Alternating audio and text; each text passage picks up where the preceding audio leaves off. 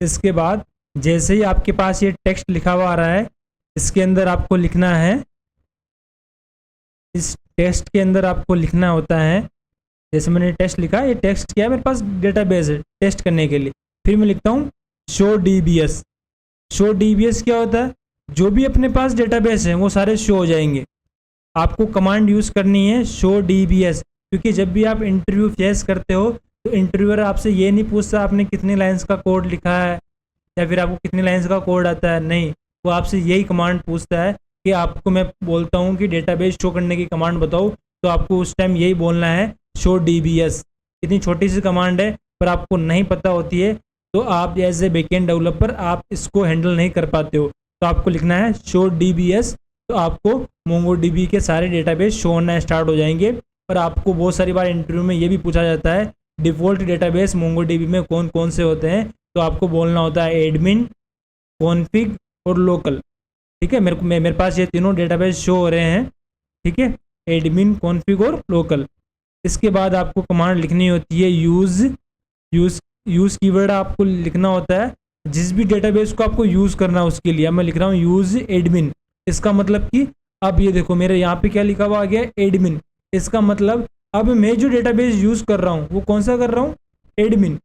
मैं admin database के अंदर स्विच हो गया हूँ, अब मैं एडमिन डेटाबेस के अंदर काम करूँगा। ठीक है, इस प्रकार का आपको ध्यान रखना है। यूज़ कीवर्ड किस लिए काम में आता है, डेटाबेस स्विच करने के लिए। अगर आप यहाँ पे लिखते हो यूज़ कॉन्फ़िग तो आप कॉन्फ़िग डेटाबेस में चले जाओगे। आप यहीं पे लिखते हो यूज़ लोकल तो आप लोकल वाले डेटाबेस में चले जाओगे। ऐसे आप लिखते हो यूज़ एडमिन तो आप एडमिन वाले डेटाबेस के अंदर आ जाओगे। अब आप इसके अंदर कुछ भी कर सकते हो। ठीक है, जैसे मैं आपको बताता हूँ यूज़, यहाँ लिखता हूँ यूज़ स्कूल। तो अब मेरे पास क्या आ गया, स्कूल। अब आप बोल दोगे सर हमारे पास तो स्कूल नाम का कुछ था ही नहीं। होता क्या है, मोंगोडीबी स्मार्ट डेटाबेस है। जैसे ही आप इसमें कुछ भी यूज़ कीवर्ड के साथ डेटाबेस का नाम लिखते हो तो ये चेक करता है कि स्कूल नाम का डेटाबेस अपने पास है क्या, तो वो होता है तो उसको फेच करके लेके आ जाता है। अगर उस प्रकार का डेटाबेस अपने नहीं होता है तो वो न्यू क्रिएट कर देता है। जैसे मैंने लिखा है यूज़ स्कूल तो वो इस नाम से न्यू डेटाबेस क्रिएट कर देगा, जैसे कि मेरे पास हो गया है। इसके बाद मैं लिखता हूँ, ये देखो ये स्कूल लिखा हुआ आ रहा है, इसका मतलब कि स्कूल नाम से मेरे पास न्यू डेटाबेस आ गया। अब मैं लिखता हूँ शो डीबीएस। अब मैं वही कमांड यूज़ कर रहा हूँ जो मैंने स्टार्टिंग में की थी, शो डीबीएस। शो डीबीएस से क्या होता है, शो कर दो मेरे को, डीबी का मतलब डेटाबेस और एस का मतलब प्लूरल, बहुत सारे डेटाबेस हैं तो डेटाबेसेस, तो शो कर दो मेरे को डेटाबेस। अब मेरे पास देखो अब भी क्या आ रहा है, एडमिन और कॉन्फ़िग और लोकल ले आ रहा है, स्कूल नहीं आ रहा है। क्यों नहीं आ रहा, क्योंकि मैं स्कूल डेटाबेस के अंदर हूँ। देखो एक बार आप, अगर मैं इसको आपको शो करवाता हूँ, इसके आगे मैं कमांड यूज़ करता हूँ कि db डॉट क्रिएट कलेक्शन। ये आपके कमांड यूज़ होती है आपके डेटाबेस के अंदर कलेक्शन बनाने के लिए। अगर इसी चीज़ को मैं अगर आपको एसक्यूएल से कंपेयर करूँ तो एसक्यूएल के केस में क्या होता है, टेबल्स बनती है। अगर मैं इसी चीज़ को एसक्यूएल से कंपेयर करूँ तो एसक्यूएल के केस में टेबल्स बनती है। उसी तरीके से मोंगोडीबी के अंदर टेबल्स को अपन क्या बोलते हैं, कलेक्शन बोलते हैं। अभी अपन टेबल बना रहे हैं या अपन बोल सकते हैं अपन कलेक्शन बना रहे हैं। तो कलेक्शन बनाने के लिए आपको यूज़ करनी है कमांड डीबी का मतलब डेटाबेस डॉट क्रिएट कलेक्शन। उसके बाद आपको पास करने होते हैं पेरेंथेसिस, और पेरेंथेसिस के अंदर आप पास करते हो कलेक्शन का नाम। इसके अंदर आप पास करते हो कलेक्शन का नाम, डबल कोट्स देने के बाद डबल कोट्स के अंदर मैं लिखता हूँ, इसके अंदर मैं लिखता हूँ स्टूडेंट्स नाम की मैं टेबल बना रहा हूँ। या फिर आप मोंगोडीबी की लैंग्वेज में बात करो तो अब मैं क्या बना रहा हूँ, एक कलेक्शन क्रिएट कर रहा हूँ। इस नाम से, स्टूडेंट्स नाम से मैं एक कलेक्शन क्रिएट कर रहा हूँ। और जैसे ही मैं एंटर करूँगा तो गाइज मेरे पास स्टूडेंट्स नाम का एक कलेक्शन बन जाएगा। या फिर मैं बोलूँ एसक्यूएल की लैंग्वेज में तो मेरे पास स्टूडेंट्स नाम से एक टेबल बन जाएगी। स्कूल नाम के डेटाबेस के अंदर स्टूडेंट्स नाम से मेरे पास क्या बन जाएगी गाइस, टेबल बन जाएगी।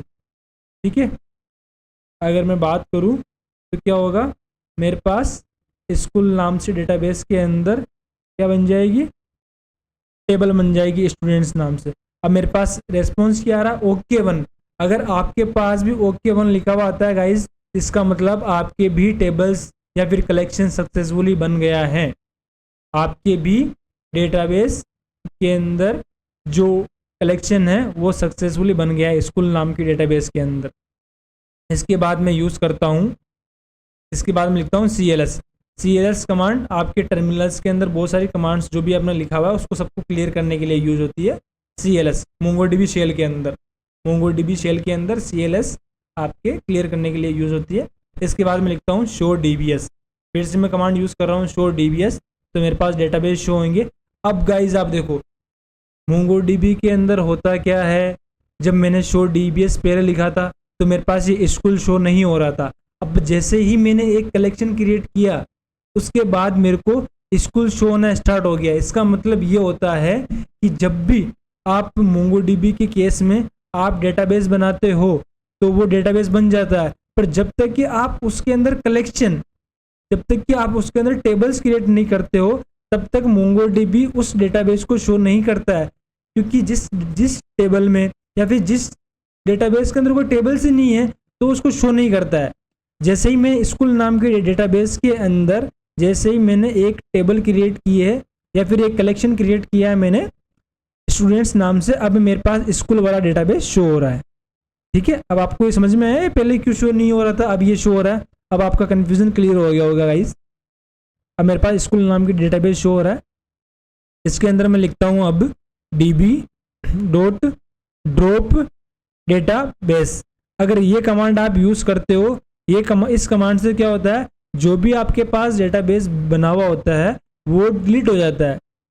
ये डेटाबेस को डिलीट करने की कमांड है गाइस, db.drop डेटाबेस। और इस डेटाबेस का डी आपको बड़ा लिखना है वरना ये कमांड काम नहीं करेगी। ठीक है, ये जैसे मैं लिख के एंटर करता हूँ तो मेरे पास लिखा हुआ रहा ओके 1 और ड्रॉप में क्या लिखा हुआ है, स्कूल। इसका मतलब कि स्कूल वाले डेटाबेस को इसने ड्रॉप कर दिया, कहने का मतलब डिलीट कर दिया।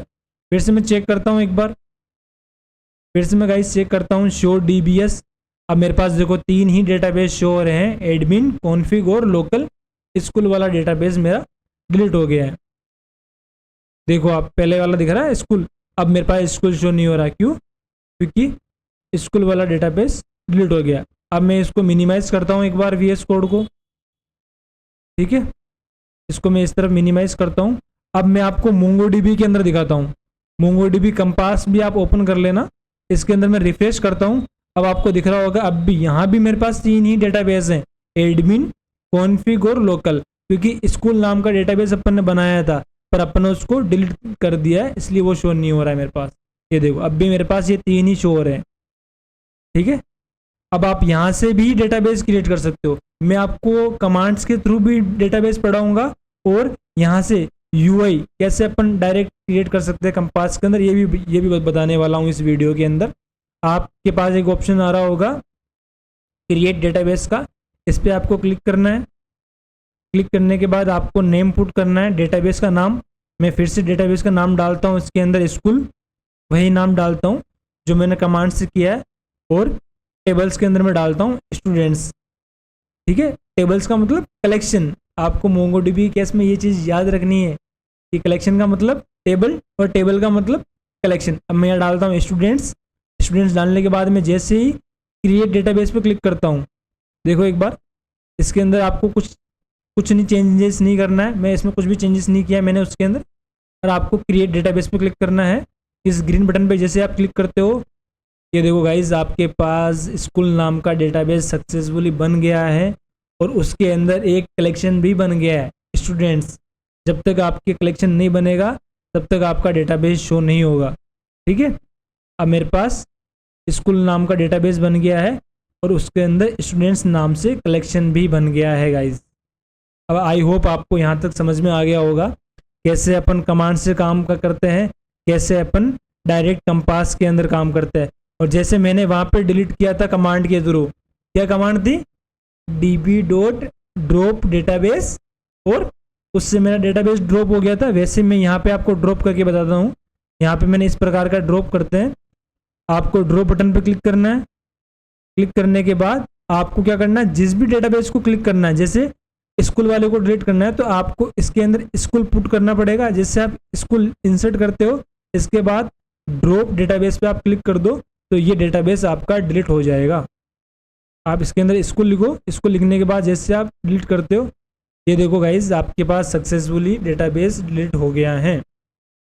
यहाँ तक आपका क्लियर हो गया होगा किस प्रकार से मैंने डेटाबेस डिलीट किया है।